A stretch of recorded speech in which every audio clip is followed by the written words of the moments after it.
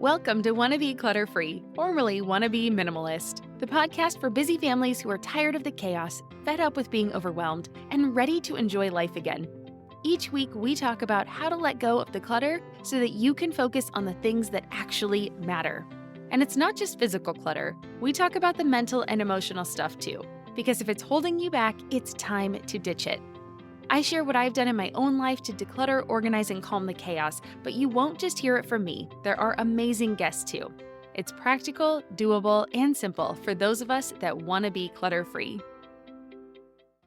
Well, hey there, my friend. Welcome back to the show. I'm Deanna Yates, and you are listening to episode 168 of the Wanna Be Clutter-Free podcast. On today's show, I am chatting with Valerie Recore, a productivity specialist and certified Fair Play Method Facilitator, about alleviating the exhausting mental load of motherhood. It's a good one, and Valerie is super relatable. I press her to give us examples from her life, and she does not disappoint. There are fun stories, and I love her approach to sharing tasks, communicating our needs, and ideas for carving out more time for ourselves in the midst of our busy lives. But before we get into this conversation, I want to take a moment to say thank you for joining me today. I am so grateful that you are here, and I hope you walk away from today with some actionable ideas and things that you can use right away in your life, or maybe have a new perspective as you approach and handle the things that you are dealing with either our stuff or our schedules, and how we work with the others within our homes. So thank you again for joining me. I hope you enjoy what you hear. And if you do, can you please do me a favor and leave a rating and a review for this show? You can go ahead and rate the show on most podcast listening apps, but you can also leave a review on Apple Podcasts for the entire show. You can leave a comment on a specific episode in Spotify. I think you can also do that in Good Pods. You can comment on YouTube for these newer guest episodes, so head on over there if you want to do that. And it's a little bit easier, I think, to communicate back and forth on YouTube. It's hard for me to respond on some of the other platforms. So I would love if you would just take a minute and give the show a shout out. Your reviews help me so much. They mean the world to me, and they help me find more guests for you. So I am able to find more guests to have on this show. So thank you so much for helping me out and helping yourself out as well. And now let's learn about my amazing guest today. As a productivity specialist, Valerie Recore uses her background as a certified Fair Play Method Facilitator to help moms gain a sense of control, spend more time with their families, and end their days feeling accomplished. With a background in mental health and corporate training, she's ready to guide you toward a better relationship with time. If you're ready to start feeling more peace at the end of the day, well, she is here to help. Give this episode a listen, and when you're done, head over to wannabeclutterfree.com/168 to get the show notes for today's episode with links to Valerie's website, resources, and her private podcast. Plus, there are links to the books and the documentaries that we mentioned in today's show. So head on over there. Again, you can find it at wannabeclutterfree.com/168. And now let's get to our conversation. Well, hi, Valerie. Thank you so much for joining me on Wanna Be Clutter-Free. How are you doing today? I am good. Thank you for having me. I'm excited for this conversation. Oh, I am too. So I think we're going to have some really fun things to talk about. But before we dive into it, can you please tell me about yourself and how you help busy families? Yeah. So I am a mom of two girls. They are 8 and 10 as of this recording, in 3rd and 5th grade. So yes, we are looking at middle school next year for my oldest. And my goal in my business is to help moms end their days feeling accomplished, have a little bit of a sense of control, and spend more time with their families. Because I believe that moms do too much, and we've been conditioned to do way too much. And I'm on a mission to fix this so that we can change it in our own lives and then maybe have some positive impact on society down the road. I love that ripple effect idea. I'm currently in the middle of reading Strong Women Lift Each Other Up by Molly Galbraith. I probably just butchered that. I'm terrible at knowing authors. I'm good at knowing titles, but she's a delight. And she talks a lot about that ripple effect, right? Helping women women helping women and the ripple effect that it Mm. can cause. So I Mhm. absolutely love what you just said there because it is really kind of one of the things that has been showing up more and more and more in my life. So we're going to have a Mm. lot of fun like we talked about. So we're going to talk about the mental load of motherhood today, but before we get there, you are a certified fair play method facilitator. So Mhm. what does that mean? And can you tell us more about that? Yeah, that's such a mouthful. Um, so the Fair Play method, the Fair Play is a book written by a woman named Eve Rodsky, and it is a method on essentially how to create equity in the household. So it's taking mom out of the role of household manager, and it is giving everyone in the house, but for the sake of this conversation, we'll keep it for like mom and dad or partners, whatever that might look like in your life. And really getting everyone to a position where one person fully takes on a task. So it's not mom remembering that today is trash day or tomorrow is trash day and somebody needs to take out the trash and nagging somebody to do it. It is somebody fully taking that on, knowing, okay, tomorrow is trash day. It is my responsibility to deal with it this week. What are all the steps to make that happen and making that happen? Nobody's reminding that person. It's just being done. And so it helps with that mental load for moms because they don't have to keep track of everything because other people in the household are taking care of tasks. And then one of my favorite parts of it is really getting into the evaluation piece and the looking at your values and your goals and making sure that everything you're doing in the house align with that and that you can let go of tasks that maybe don't fit that, like elaborate birthday parties, or do you send out holiday cards, or some of these other things that we feel we have to do because everybody else is doing them, and we it's that conditioning, right? We fall into this trap where like, well, I must do this, but we're resentful, and there's so much, and so it's a tool essentially at its core that gets everybody involved, that kind of levels the playing field. And not necessarily in a 50-50 way where I have the same amount of tasks that my husband does, but in a way that feels equal to us in our household for this stage of life. This is gonna be good. Oh my gosh, I can just dive into so many of these topics. Okay, I want to make sure I don't get off track though. So, okay, can you tell us how did you get interested in this in the first place? What led you to this path? To this, yeah. So pre children, I worked in mental health and corporate training. And then when my oldest was born, I quit the corporate world because I wanted to find this magic balance, right? Of like, I'm going to work, be home with my kids, and it's going to be this beautiful thing. And I will tell you after 10 years that that really does not exist. Hmm. You can find some kind of way to make it all work, certainly. Um, and so I started a professional organizing business, which I enjoyed, but also quickly learned that I like organizing my own stuff. I do not love helping other people do it. But somehow through all of that and just through listening to friends and family talk about their partners in certain ways, like, I feel like I had lots of people in my life talking about their husbands like they were just another kid, Hmm. or just like the way that we talk about how busy we are. And it didn't sit right with me. There was always just something in there that felt off to me. And so when I came across this book, I was like, this is the answer. Like, this is what we need. Instead of mom sitting around raging, which we certainly have every right to be. And I think that's a stage we have to work through before we get to where we can implement this. This is the answer to like taking that rage and resentment and shifting it so that things can just look different in our life.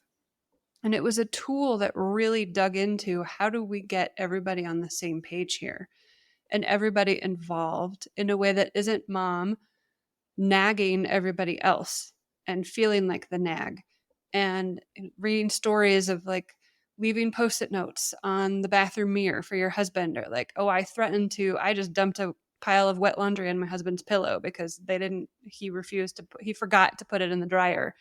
Like, we can do better than this. People actually do And that? so this is the answer. It's according to the internet. Yes, people Oh, have. the At the very internet. least, they've thought about it. Yeah. That makes sense. Yeah.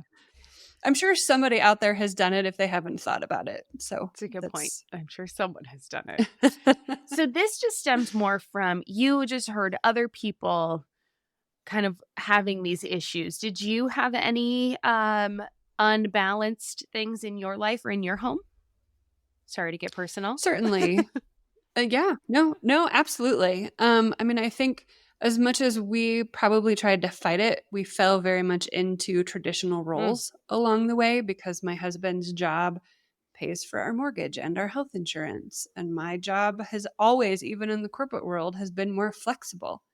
And so I just take on more stuff around the house because I feel like, oh, well, my job, because I can. Um, and it's one of the myths and kind of toxic time messages that Eve Rodsky talks about in this book is that like being a stay-at-home mom or taking care of the house and taking care of kids is more than a full-time job. And so even if you do stay at home and that is fully your focus, you should not be expected to do it all because you can't, right? Like in the corporate world, you have paid time off and you have lunch breaks and you can go just walk around the block if you can't. Like there are different, it looks different than mhm, if you were home all day with small children. You don't get to take a lunch break where your kids just go sit quietly somewhere. I mean, you think maybe if you do during their nap sure. time, right? Oh, But it's yeah. different and it's more than a full-time job. Mhm. And being at home allows your partner to go out in the world and work. And we undervalue care and the care work. We undervalue it so much in this world, in this country, even though that work allows everything else to happen. Mhm. And so certainly in my life, as I step off my soapbox for a minute here, I definitely, and my husband and I still fall into these traps every now and then where he might be working on a house project and I'm taking care of the kids. I'm like, yet again, here we are, like you're doing this thing and I'm here scrubbing toilets and hanging out with the kids. And like, can we fix this? And so even though occasionally we do fall into that trap, still we have tools to get back out of it and work so that things are a little bit more equitable in a way that makes sense for us. So yes, I have also been there. Yeah, it makes sense. Well, and two, like my husband and I, we live in a traditional kind of a marriage. And so I think it is easy to just fall into those traditional, quote unquote, traditional roles Mhm. that most likely you were raised with, right? Like we both came from homes Mhm. with very traditional um upbringings, and even though both of my parents were entrepreneurial and had businesses, the housework definitely fell to my mom. The care more most of the care for the kids fell to my mom, Mhm. even though like Saturday mornings growing up, she did hair. She was a hairdresser, hairstylist. Not sure what we would call them now, or what she Mhm. called herself back then. But, she would work on Saturday mornings. And so I would have Saturday mornings with my dad, which is great. Mm. And I actually love that we had that time together. So it wasn't super traditional that he Mhm. never took care of me or that it always fell to her, but she definitely does have the more traditional role. But it's interesting as you say that. I was thinking too, when we go out, the two of us, or the three of us, because we have one daughter, and she's also 10 at this point of recording. When we go out, or I remember when she would be littler and the three of us would go to the park, to the beach, whatever, to play, it always seemed easier, quote unquote, easier when it was just one of us with her at a time than when both of us were with her Mm. because I should only speak All to right. myself, right? It almost felt easier when it was just me because my attention wasn't divided. Right? If I That one went to the didn't park with stick. her, it was all on me to make sure she was safe, make sure she had her snack, make sure she had all the things, right?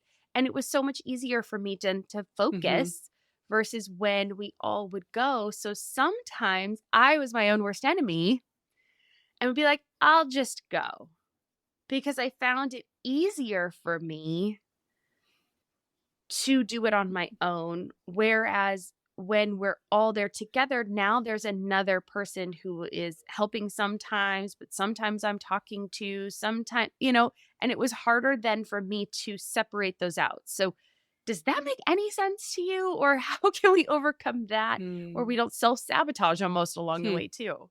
Yeah, it does. It gets murky, right? Like who's in charge of what.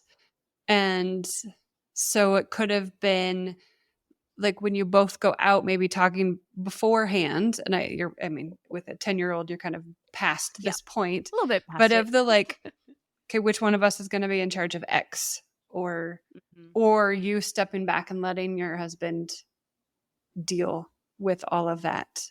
And Yeah. yeah, it gets murky. And I think that that happens in a lot of stuff around the house, right? Like my husband and I split up bedtime. Mm. So every other night, one of us is in charge of bedtime, but there are times where both of us are like trying to corral our kids to like, you need to brush your teeth and you need to do this. And when it's not my night to read and take care of them, I try to just back out early and like leave, like say goodnight and leave the room and let my husband deal with it, because I think it gets murky when we're both trying to corral them. Like they Mm. just need one parent Mhm. getting them through the process. And I don't always want to be the bad guy, Uh-huh. right? Like as moms, I think sometimes we fall into that. And there have certainly been times where I have to talk to my husband, not because he's not doing it. I just sort of take on that role and I need to just be like, am I out of line here? Like, or is the way I'm feeling about this situation and my need to say no to our kids and have them not do this, is that okay? And then if we're on the same page, sometimes it's like, I need you to just go do this because been the one saying no for too long. And now it's your turn to like go Yeah. and deal with the fallout of whatever that is. And so, We'll be right back after a word from our sponsors. I'm Margaret. And I'm Amy. And together we host the podcast, What Fresh Hell? Laughing in the Face of Motherhood. Margaret, I would say you're sort of a where are my keys kind of mom. Correct. Sometimes a where are my kids kind of mom. Well, you're Amy more of a we were supposed to leave 35 seconds ago, mom. I mean, touche. In each episode of What Fresh Hell, we come at a topic from our usually completely opposite perspectives. I bring the research. And I bring kind of the gimlet eye. Like, is that research really going to work, people? And almost 10 million downloads later, we're still laughing. We also talk to experts in the parenting field, plus parents with stories we can all learn from. We make each other laugh, we challenge each other's assumptions, and we have what we think is the best parenting community on the internet. Check out What Fresh Hell? Laughing in the Face of Motherhood wherever you listen to podcasts. I think that's a big thing at the core of the fair play method, even if it isn't parenting, but it's having one person in charge of everything, right? Like, so my husband isn't going to say no and then run away while I deal with the tears. Like he has to sit and deal with Right. all of it. And, but yeah, your brain is split. You're at the park and you're trying to hang out with your daughter and you're trying to hang out with your husband and enjoy everything while also trying to make sure everybody is fed and watered and sunscreened and not doing something dangerous. And so your mind is just going in too many different directions and wondering if you defrosted something for dinner while you're Yeah. at it. Right? Yeah, exactly. Oh, gosh. Yes. So, all right, let's talk a little bit about that because there is, that mental load of all those things, that constant running to-do list. So, Mhm. how do we, I feel like society is constantly piling things on moms, right? You got Mhm. to do this. You got to do this. You have to do all this stuff. You have to make it look easy. You have to make it look pretty. Oh, and you also have to look great while doing it and not break a sweat. And don't make it seem hard because then you're going to put someone else down or, like, Mhm. oh my gosh, it's just exhausting thinking about the list. Mhm. So, where do we start? How do we start to pull away from those expectations and just that whole just mental clutter of All of it. maybe we Mhm. don't have to do it all? How do we even start there? Yeah. One, it is reminding ourselves that we don't have to do it all. Taking that breath and really looking at, let's see, there's so many different ways, which can feel huge, right? Like we have been conditioned probably since the time we were young Hmm. to do all of it and work and look good doing it and have a clean house and all of this stuff. And really just trying to, I think it's taking a breath and knowing we don't have to do it all, and we don't have to do it all today. And I feel like if enough of us band together, we can really start to do this. So, and especially as the time of this recording, it's back to school. Like our kids Yeah. have been in school for a couple weeks now, but I know it's sort of in that time, right? And it is a lot. There is so much to think about. My 10-year-old wants that first back to school, that outfit for the first day back at school. And there's school supply shopping, and my kids needed new sneakers this year. And it's just like so much stuff. And what activities are they doing? And have they been registered? And all the forms for school. And like there is a lot. And so it's sitting down and just figuring out who is doing what. So it doesn't have to be you taking care of everything. Getting your family involved. And really the biggest thing, I think, is sitting down and having a conversation with your family about what you want this fall semester to look like. What do you want life in this season to look like? Whether that's the semester, the calendar year, the school year, just this week, if that's as far out as you want to think. What do you want this to look and feel like? And making sure that your activities match that. So we're in a season where both of my kids are doing a running program this fall. They've never done this before. We're going to see how this goes. My 10-year-old wants to do orchestra at school.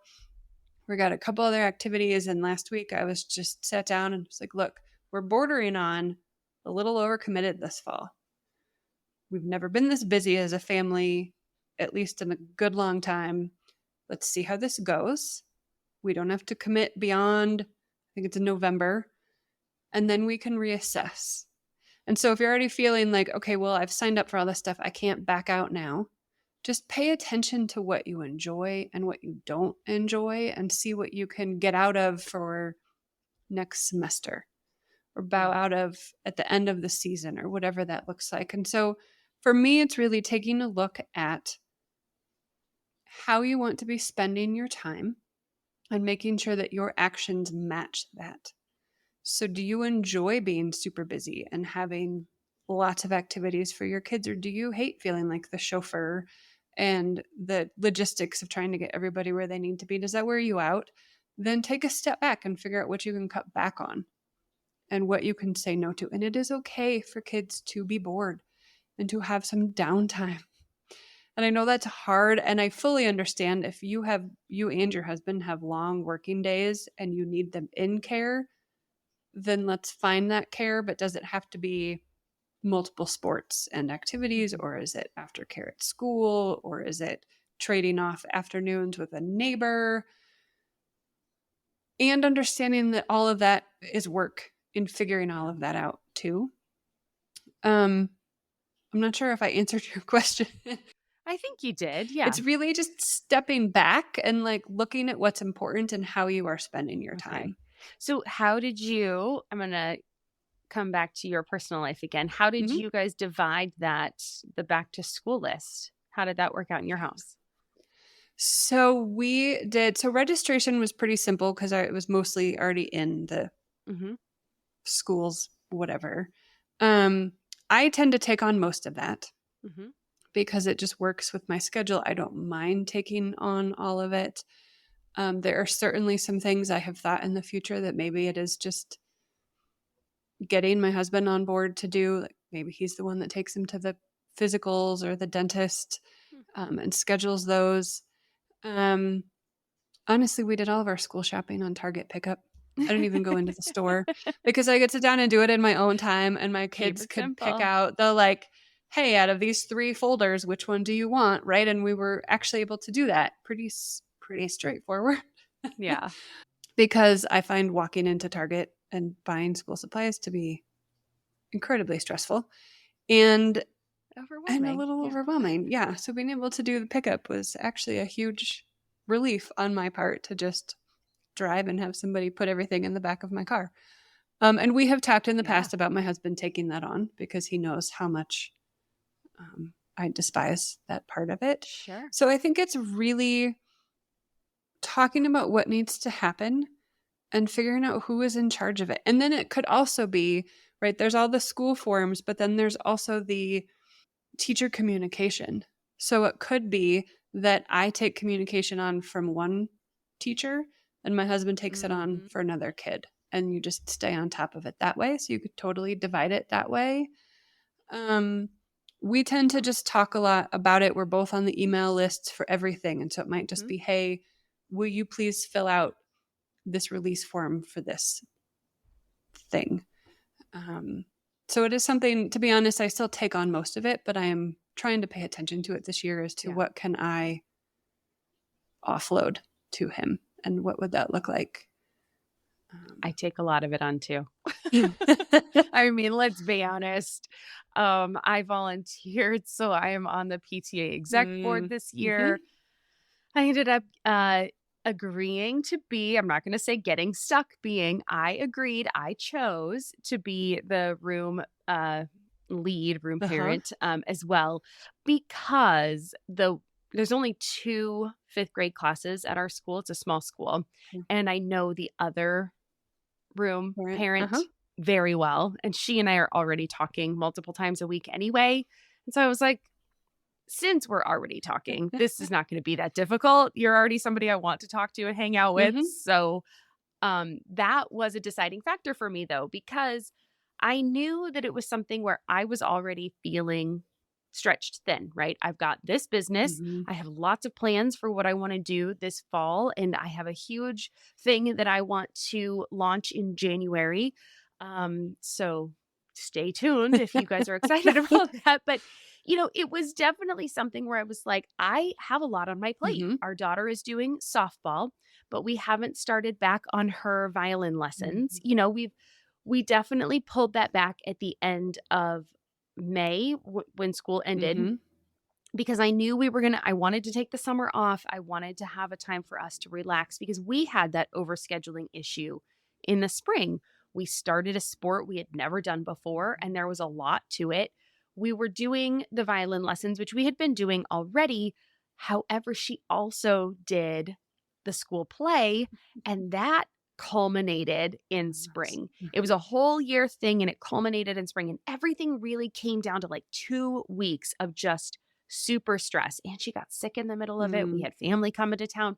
It was, to say chaotic is an understatement. It was the most we had ever been stretched, right? Mhm. But this year we decided, so they're switching things up at school. So there's different things. So we have yet to start violin back up. And I'm trying to look Mhm. for a different solution because where we went, I don't like driving there. It's the silliest thing, but the location drives me crazy. I hate sitting in the waiting area where it's 30 minutes. I get it. It is 30 minutes a week, but I hate Mhm. it.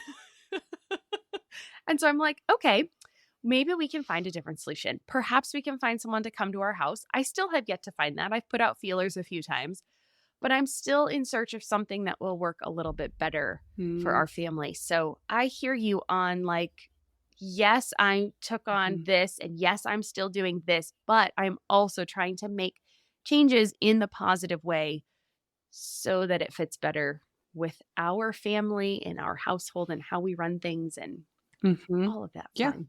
And I know it can be really hard too to say no to your kids, right? I've talked to moms where they're like, "Well, my Mm, kids want to do all of this stuff." Like I get that. yeah. And when you say yes to something, you're saying no to something else, and vice versa. Like sometimes that yes means you are saying no to something else. And like there have been similar to you, like I have things I want to do in my business and I'm rolling out this fall and this year. And so my one of my main goals right now is to focus on my clients and my work Mhm.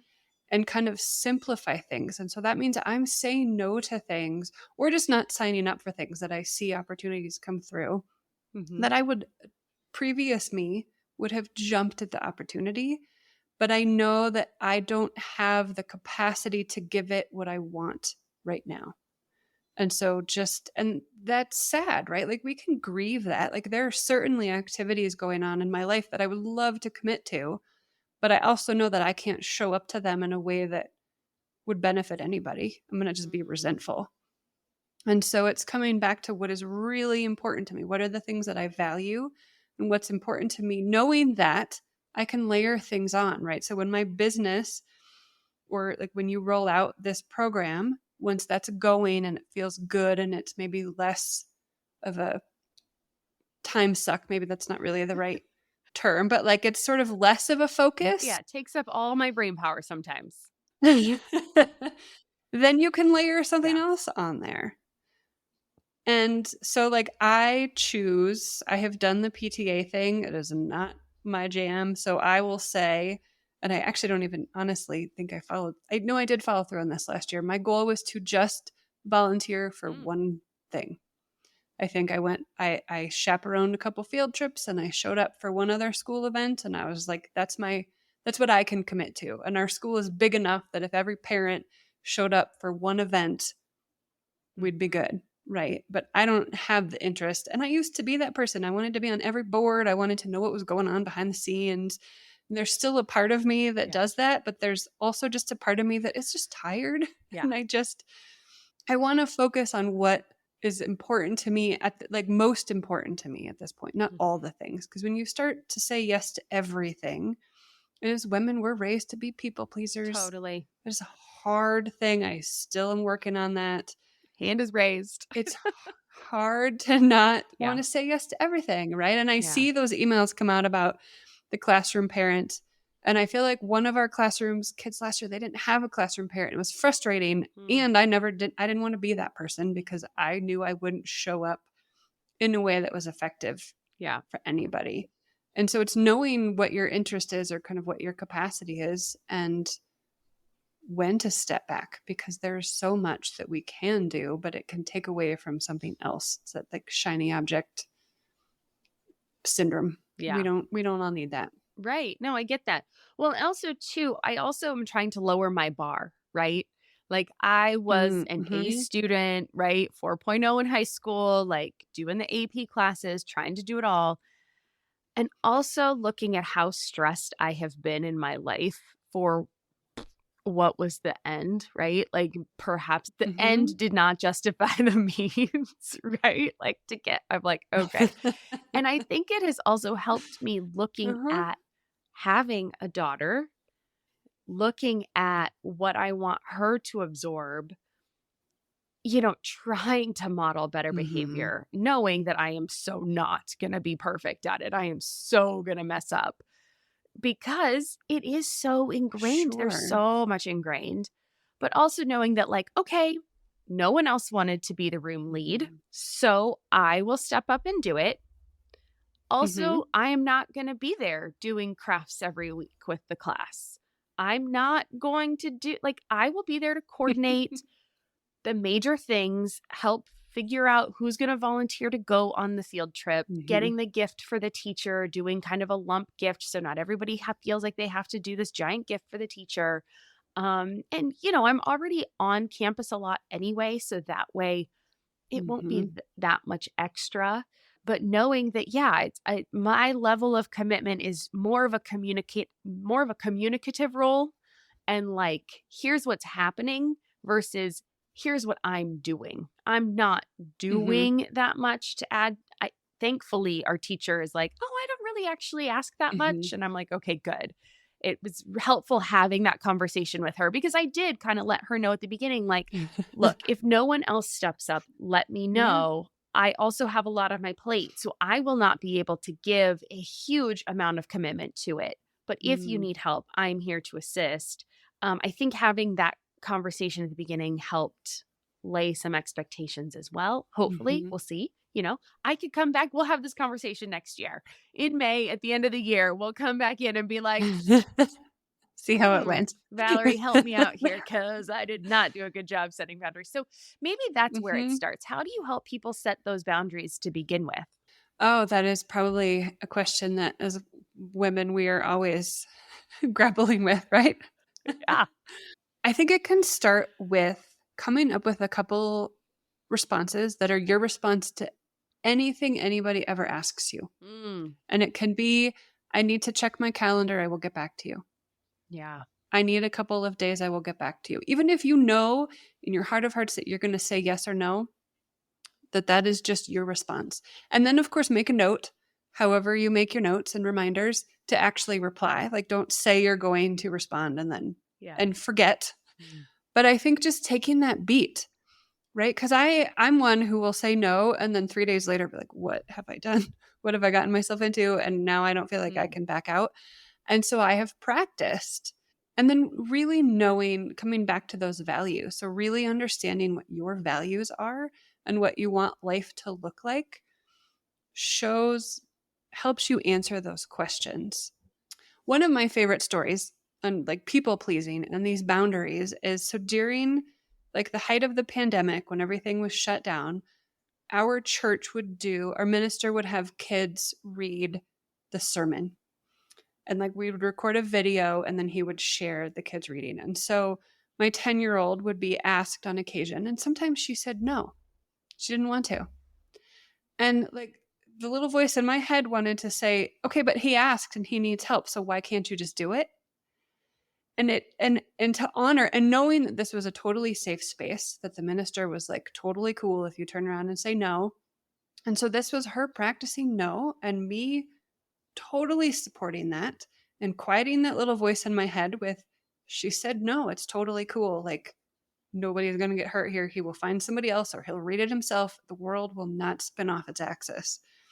And then trying to practice that in my own life when somebody calls and says, hey, I need your help with this. And me going, I would love to help you, but I know I cannot give you my full attention and I'm not going to show up in a way that would feel good for us. And so I'm going to say no. And then kind of sitting with that and practicing that, I think is great. And so even if you just start with that, I have like having a sentence. Anytime somebody asks me, I am going to say this thing. Maybe it's written on a Post-it note in your purse or a note on your phone, and to remind yourself, and you just know, and this is your response so that you can sit with it and think, does this fit into how I want to be spending my time right now or not? And it's like a muscle. We just have to keep building that muscle because we have been ingrained or conditioned that we need to make everybody happy. And that means we have to say yes to everything. And so trying to figure out what that looks like, I think is a huge part of that, is just that finding small ways to put up those boundaries and hold them for yourself and respecting others, and just practicing that and sitting with that and modeling that for our kids too. And like as a child, I never would have said no to that, even if I wanted to. It wouldn't have even occurred to me that that was an option. It just would have felt like I had to say yes. And I love that my kids have that experience and that I can grow through that as well. We'll be right back after a word from our sponsors. Yeah, I was just thinking like the kids are all right? Like perhaps some things are actually getting better. Yeah. Right. I would look at her and be like, I don't know where you learned that because it's not from me. But it must have been in some, a lot of the things that you're doing. Yeah, it must have been. Who knows? Yeah, I have the same slightly degrading thought of like, well, how did you come up with that? But I think they are learning, right? And I do feel like I have grown so much as a human. It is palpable. So I do think it gets felt throughout the family. And so I think we can keep working on that. Let's go back to kind of the fair play method. We've been talking about the kids and saying no and setting boundaries. Tell me about how you distribute tasks in your home. One of my favorite examples is the dishwasher, because dishes are a common experience. We all have lots of them. And at some point in the last few years, I started to feel like the dishes, they were sort of taunting me. I don't know. We just always seem to have dishes. Dirty dishes, clean dishes. There's always dishes, right? Always have dishes. And it just felt like, well, okay, my job is more flexible. I should just be cleaning the kitchen more often. This is just what I should be doing. And I got really tired of it. And so after discovering the fair play method, I'm like, okay, look, there's a way that we can deal with this. And so my husband and I sat down and talked about it and came up with this plan where Sunday through Saturday, one of us is fully in charge of loading and emptying the dishwasher and hand washing all the stuff that needs to be hand washed. And you can do it. And then there's some ground rules. So one of the terms that Fair Play uses is the minimum standard of care. So this is like the guidelines around this. And it's not whoever has the higher standards wins. It's agreed upon standards. And so what works for us is by Sunday morning, all the dishes need to be caught up with. So it's not whoever takes over on Sunday is just doing several loads of dishes to get caught up on stuff from the week. Whoever had it the week before has to spend Sunday doing that if we get behind. And then the kitchen has to be clean enough that somebody, usually me, can come into the kitchen in the morning and make breakfast and not have to clean the kitchen. That's kind of just our general rule. Now, that might look different in your household. It might have to be that things are cleaned up and tidied more on a daily basis. This is what works for us. And we talk about it every few weeks, every couple months. It's just, okay, is this working? Is this still working? What do we need to change or not change? And yes, we should get my kids involved more. There's some sensory stuff going on. They complain a lot about the squeakiness of the dishes. I don't know. So we have them doing other tasks instead, but that's one of them that we've just decided. And then recently we added some things of whoever's week it is also has to take the trash out on Sunday because our trash gets picked up on Monday. So Sunday night or sometime on Sunday, it's dealing with the trash because that would just start to like pile up until one of us was like, fine, I'll deal with it. It's like, okay, you are in charge of it. Okay. And I believe you're also responsible for taking out all of our recycling as well. So it's your week for the dishes. You also have to deal with the compost, like all of this other stuff. And so then if it's not your week, it's kind of not your problem. Kind of nice. And so then you Yeah. can work it into your day and it works. With our kids, they trade off feeding the cat or the cats. And there's some other chores and kind of evening things related to that in terms of who brushes their teeth first and kind of this way we have things split up with two kids. Yes. Yes. And we're working on some other stuff. My 10-year-old helps with the laundry. So she's in charge of sorting I wash their laundry separately. And so it just depends. So those are the big things. I'm trying to think of what else. My husband does like to cook. He does most of our cooking. I make breakfast. We kind of trade off who's in charge of lunch when the kids are around. And then we just have a lot of conversations about it. One of my goals this year is to get more into meal planning so that our kids are involved more because they're getting really hard to feed and they are just getting picky and particular. And so I'd like to get them involved more with cooking. Those are the big ones. I do laundry. It's just kind of, there's some things like the Fair Play method talks about how some of the stuff she calls the daily grind, you shouldn't be in charge of something forever. Interesting. Because it gets old after a while, right? But I don't mind doing laundry and I don't like to cook. So that works for us. And so it's really just figuring out how things work in your house and might work for you and then going from there. Yeah, that's interesting. The idea of not doing it forever is really interesting. Although I feel like knowing it's my thing makes it easier for me to do it however I want to do it when I want to do it. I don't know. I'll just try it. We'll have to experiment with a few things. So like in our home, yeah, garbage is definitely something we should probably assign to someone because we're always scrambling Monday morning because we hate taking it out Sunday night. But not in like an argumentative way, but it's like, oh my gosh, it's Monday morning, like time to take the garbage out kind of a thing. So it's never like you were supposed to take the garbage out. It's just like oh my gosh, I can't believe we forgot again because it's every Monday, right? How did we forget this? So I think that's where there's a struggle there. But like I'll do the cooking and so he does cleanup. So the way we do dishes is a little bit different. I'll put them away in the morning. Okay. But he's basically in charge of dealing with the dirties. Like I'll put the clean things away, but he takes care of the dirty dishes. Because generally we both work from home. So he does his own breakfast. I'll do my breakfast and our daughter's breakfast and then get her lunch ready or snack ready, depending on what the lunch is at school. Maybe she'll eat the Who school lunch. knows? Maybe we'll make lunch. It depends. We have the schedule. Who knows? Mm-hmm. And then I'll heat up. We do leftovers for lunch from dinner that week. So that is easy. It's an easy way for us to do lunch. So that gets taken care of. I'll heat up lunch. He'll take care of the dishes from it. And then at dinner too, like I'll make dinner. He cleans up the dishes. And then he does the dishes. Generally, we used to do kind of the 5-minute pickup. Like he would do the dishes and we would like pick up the house before we would sit down to watch something. But we've kind of gotten out of that habit over the Mm-hmm. summer. And now he does the dishes while our daughter gets ready for bed, which is fine, right? Like that's also a good time. It's fine.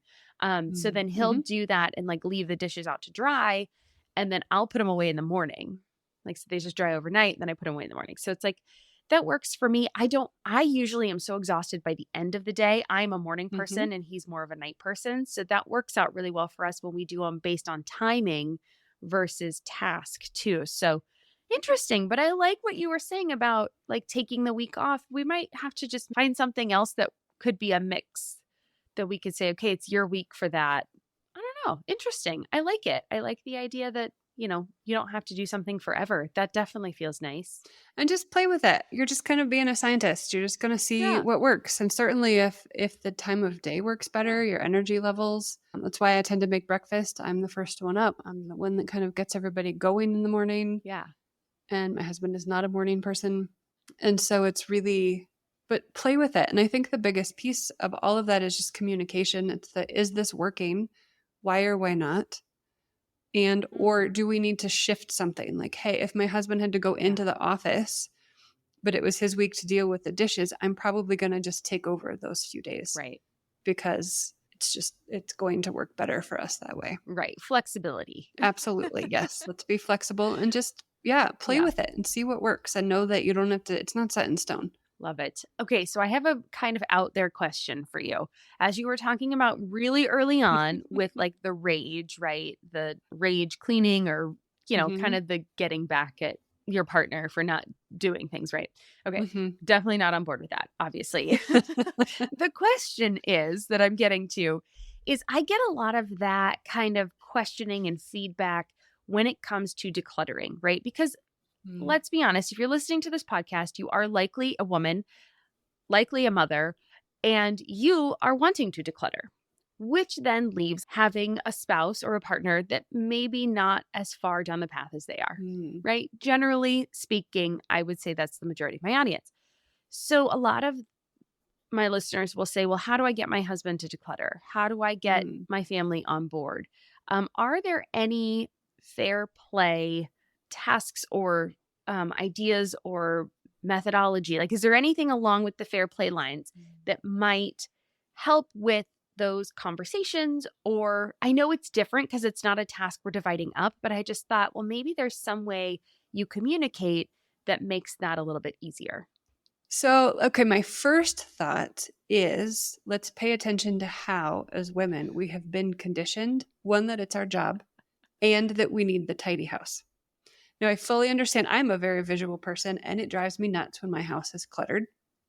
If you could see the state of my backyard right now, the weeds are absurd, and I hate looking out my kitchen window, and I really dislike it, and it hurts my brain because it's such a mess, right? Like I like things neat and tidy. Now, have I been conditioned to believe this, or is that just who I am? I don't know. I haven't really gotten that deep into it. I will say that one of my goals, side tangent here real quick, and then I will come back to answer your question, is to I like to say shifting my standards instead of lowering them. But so we have some wonderful neighbors that my kids love the kids, and we get together as families every now and then. And our rule for the summer was, if we're going to do happy hour, I don't care what the state of your house is. I don't care if I have to bring my own snacks and my own chair. Like, the point is, I just want to sit in your front yard or backyard or kitchen and have a glass of wine and hang out with you. And I do not care about the rest of it. I'll bring my own wine. I'll bring everything if I have to. Like, it's like, nobody's rushing out to the grocery store right before so they can put out some really fancy spread. Like, if that's your jam, do that. I will bring chips and salsa and whatever I have, the point is we're spending time together. And somebody I was talking to this summer, it was just like, my daughter and I don't ever have friends over because my house is always a mess. I'm like, and let's maybe let go of that. I'm not going to judge you if I come over and your house is a mess. Now, on the decluttering piece of that, what does, how much energy do you want to put into that? Is that like a nightly pickup? Is that there are certain spaces in the house that need to be reasonably decluttered? Like, my kids' rooms are a mess, and our rule is no food or drinks in there unless you're sick and you're hanging out in your room because you don't feel well. Then you get to eat in there. Otherwise, because we don't need bugs, and I will not clean your room if it's a mess. Like, I'm not coming in there to dust and clean the floors if I can't see them. And they're old enough that is okay. And then we'll tidy their rooms together sometimes on occasion. My 10-year-old can do it by herself. Sometimes it gets to the stage where she needs help because it's a lot. So I think it's coming back to that minimum standard of care. So it's who is in charge of what. Maybe you can divide, somebody in charge of the mail. Do you divide who's in charge of the kids? Is it today I'm in charge of the kids, so by the end of the day, we have to have cleaned up the living room, the three of us together. Like, I'm not going to, or so my husband doesn't come home and the house is a mess and it's on him to clean it up. Or it's going to just depend on kind of what is your minimum standard of care. So when I'm usually the one that cleans the floors, a few days leading up to that, everybody else is involved. Like, I will say, I need you to walk around the house and find whatever belongs to you, put it back in its home. So the shared spaces, you might have more guidelines, and it's going to depend on your situation and kind of your level of energy and season of life, maybe. My kids love to spread toys everywhere. Yeah. And they won't do that what forever. kids do. I definitely have those moments of like, you know what? It's okay, right? I love that word seasons, because they are seasons, or the big one right now is eras, right? This is our era of, of, they're old enough to do some things on their own, but they're still kids, right? I love that our daughter is still innocent, right? She still hasn't quite gotten over that line, and I love it. I want to cherish it as long as I can, because I know once that line is crossed, it's not really, you don't go back. Right. You don't get to go back. There might be moments of innocence, but it's not the same as it is right now. And so, yeah, she wants to get toys out and have them all over the floor. Within reason, we're not leaving them there for a week, but if they get left there overnight, I'm not going to be mad about it. It's not a big deal. It's all stuff that is fixable. So yeah, again, we don't try to be super rigid, but I do know that, like, in our home, there is compromise, right? And it's not like a quid pro quo, right? It's not like I have this, so you can have that. We don't play those games in our house, or I did this, so you have to do this. There are levels, right? Like, I'm better at something, so I'm going to take that on, or that works with my strength. My husband is not a people person. Like, he's more of an introvert. He hates the chit chat at school. So as we were talking, I'm like, you know what? The way we need to divide and conquer is we had a school event on Friday. My job should be going around and talking to the families and saying hi and doing all the social stuff. I know that sounds super womanly and like, I totally get it, but I am the social butterfly. I'm the extrovert. I thrive on conversation. I love meeting new people. That lights me up. That at the end of the night makes me feel like, yeah, I'm connected. This is great. I feel wonderful. I feel super jazzed going into the evening. It is like his worst nightmare. He is a total introvert. So his job should be find the one or two people that you know on campus, stand next to them, have a conversation, keep an eye on our daughter, and make sure you know where she is. And then I will flit her all over, and I don't have to worry that I don't need to keep an eye on her. I don't need to worry about that kind of stuff. You're taken care of because you got your little pod with people. That works out perfect for us. And I think we've kind of done that. I just haven't had the conversation, right? I haven't had that, let's set those expectations. Here's what the night is going to go like, and have that. But it kind of goes to that because that's just our natural strengths. But yeah. Anyway, I think the question was more along the lines of like, if you want to declutter, your spouse isn't really Sure. on board. How do you start to have those conversations? And even it can be how do we start these conversations for fair play Mhm. of saying like, I want to talk about how things are working in our house.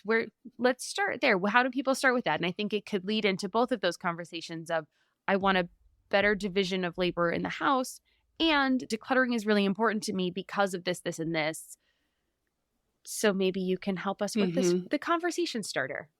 Yeah, I think that's it's a tricky place and very important. So it's remembering that the status quo has probably been working for your partner, and so they don't really have a reason to change, right? Yeah. So it's talking to them about, hey, look, I've heard of this method.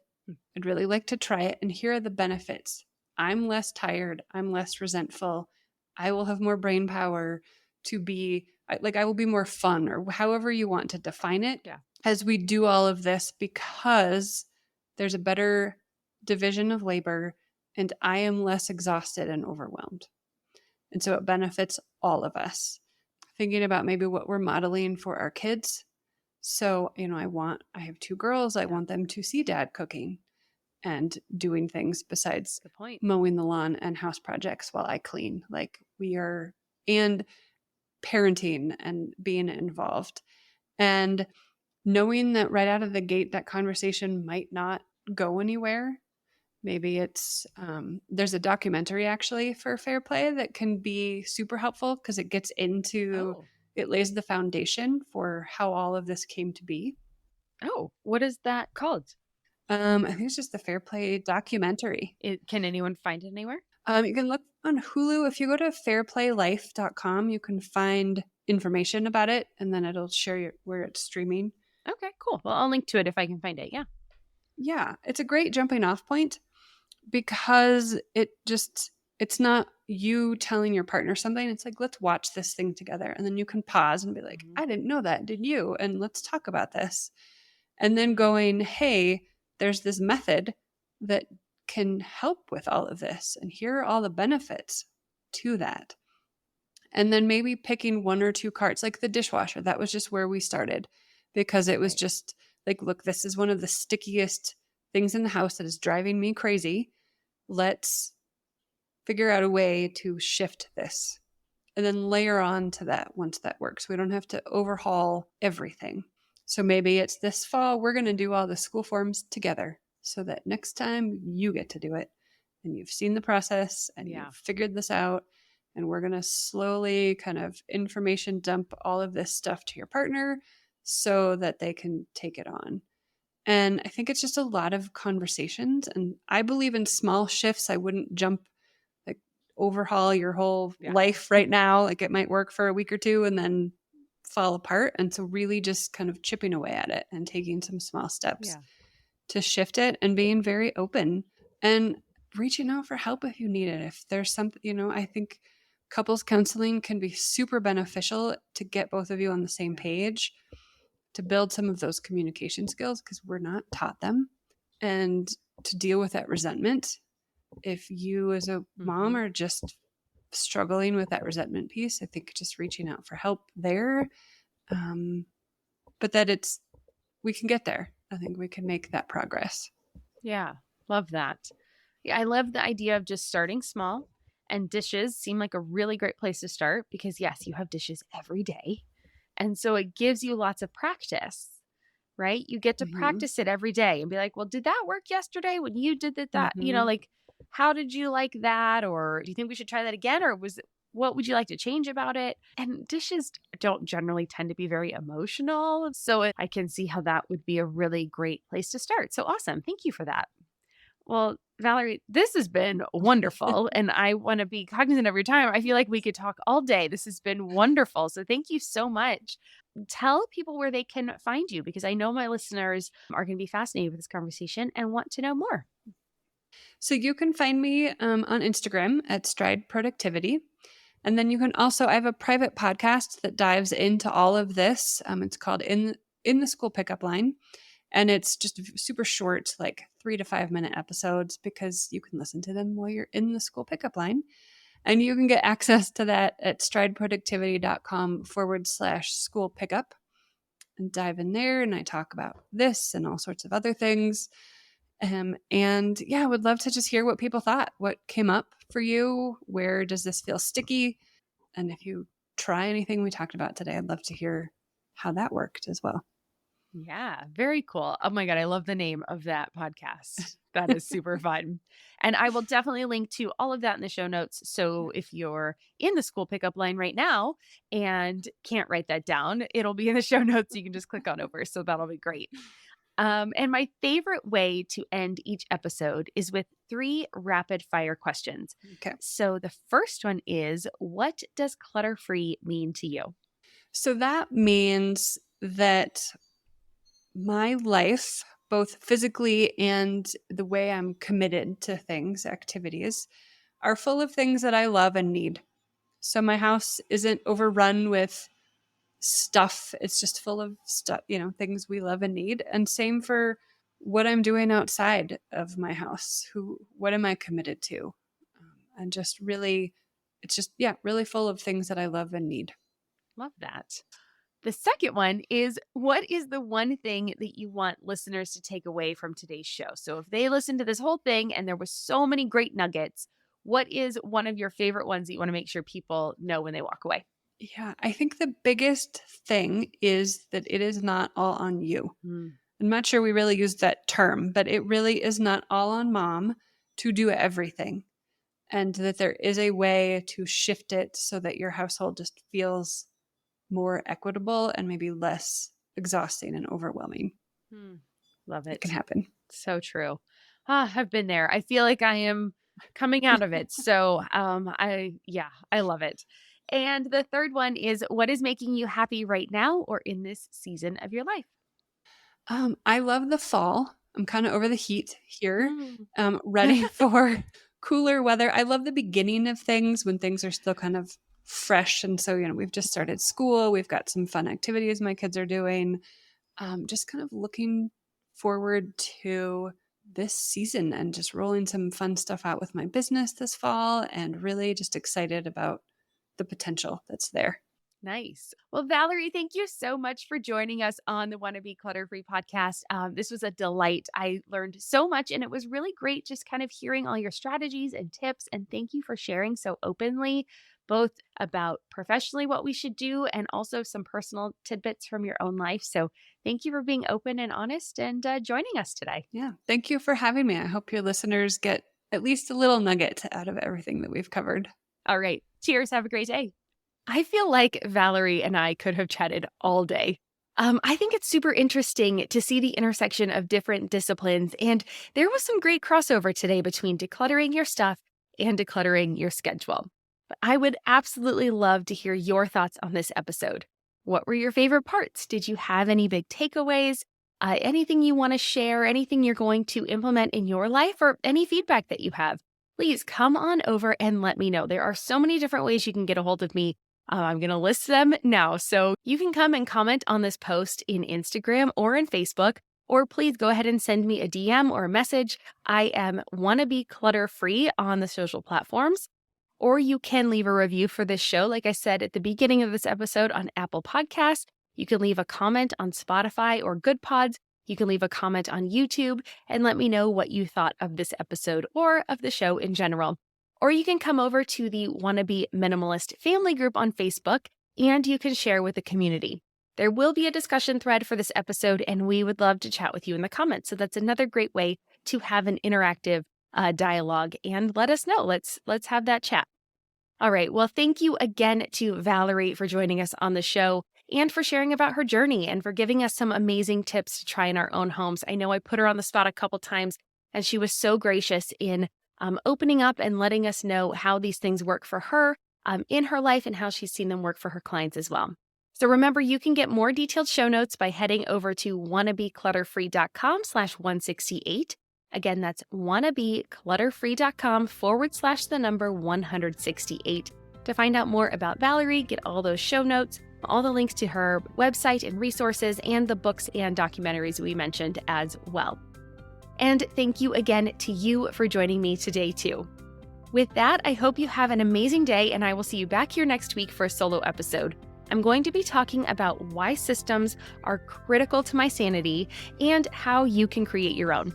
If that sounds interesting and you want to make sure that you don't miss it, well, go ahead and click subscribe. Click that button wherever you are listening to this and make sure that you don't miss out on next week's episode. I think it's going to be a game changer as we head into the busy fall season. Well, until next time, take care, think clutter-free, and remember, I believe in you. I'm Deanna Yates, and you've been listening to Wanna Be Clutter-Free. I'll see you next week. Cheers.